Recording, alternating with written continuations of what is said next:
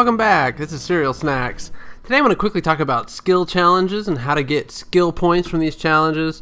There's numerous different types of skill challenges, and this one that I'm doing right now is called a direct combat challenge, which is fighting a single friendly NPC in a challenge, and that's what I'm doing with this lady. She turns into a bear, fighting her in her cave to get a skill point. You can see the skill point marker above her head.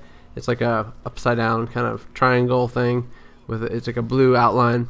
So I'm using my Mesmer and just fighting her, and you can see they're very difficult in terms of hit points. Even though I'm actually, I believe, a level or two higher than her, she's still giving me quite a bit of challenge and time to do this.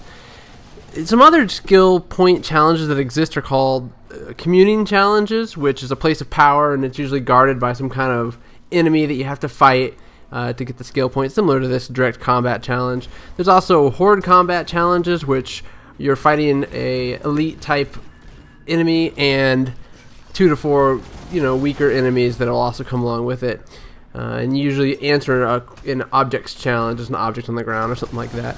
Another one is an item challenge, and sometimes that is a bunch of items that will be hidden behind a large group of enemies, and when you find those items you get a skill point.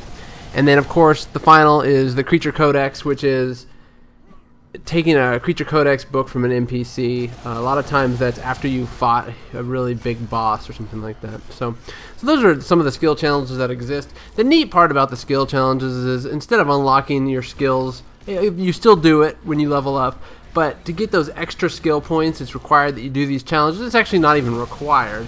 It's something that you can do to get your skill points. It just gives you one more thing to do in the game. It's almost like a quest, except you also get a skill point from it. So a pretty neat, innovative system, I think. It gives you the extra skill point to play with, and just offers you something fun to do. The other neat thing about it is that you can actually go to the other starting areas of the other classes and races and actually do their skill challenges as well. So it just gives you something else to strive for in the game. And you can see I completed it.